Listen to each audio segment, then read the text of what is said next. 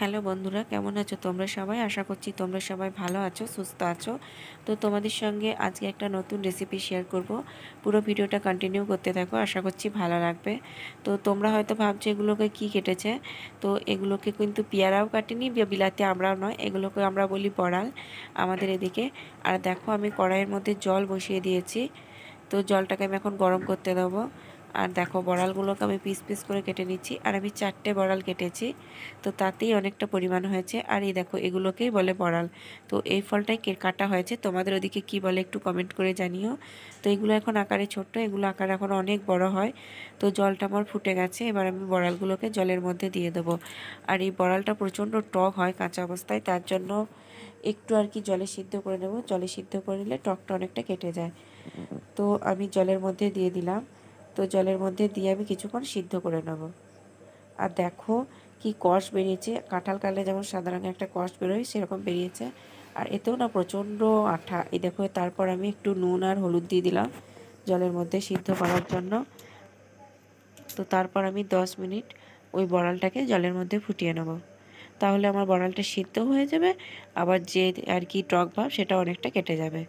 তো আমার বড়ালটা সিদ্ধ হয়ে গেছে, এবার আমি জল থেকে হাতার সাহায্যে ছেঁকে ছেঁকে বড়ালটাকে তুলে নিচ্ছি।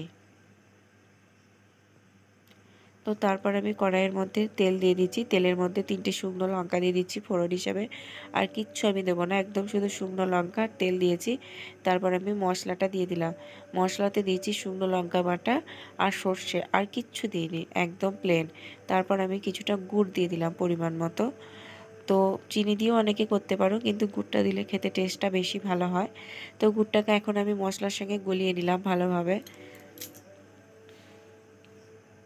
তো তারপর আমি সিদ্ধ করে রাখা বড়ালগুলোকে ওর মধ্যে দিয়ে দেব। তো সিদ্ধ করে রাখা বড়ালটা মশলার সঙ্গে বেশ খানিকক্ষণ আমি ভেজে নিচ্ছি এখন। মশলার সঙ্গে বড়ালটা আমার ভালোভাবে ভাজা হয়ে যাচ্ছে। দেখো, বেশ খানিকক্ষণ কষিয়ে নেব, 5 মিনিটের মতো। তো এখন ভালোভাবে আমার কষানো হয়ে গেছে।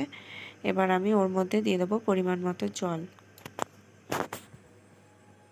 তো খুব বেশি ঝোল করব না আমরা, একদম গা মাখামাখি করব। তার জন্য পরিমাণ মতো জল দিয়ে দিলাম, দেখতেই পাচ্ছ। তো তারপর আমি মশলাটা ঘেঁটে দিলাম। আর দেখো, বড়ালটা আবার ফুটতে শুরু করেছে। তো 5 মিনিট জল দেওয়ার পর 5 মিনিট ফুটিয়ে নেবো, কারণ বড়ালটা আমার একদম সিদ্ধ হয়ে যাচ্ছে। বেশি সিদ্ধ করলে আবার গলে যাবে ফুটিয়ে নিলে, তার জন্য বড়ালটাকে 5 মিনিটের মতো সিদ্ধ করে আমি গ্যাসটাকে অফ করে দেবো। তো গ্যাসটাকে আমি অফ করে দিলাম। আর এইগুলো না আমরা কিছুদিন আগে একবার করেছিলাম, তখন খেতে অতটা টেস্ট ভালো হয়নি।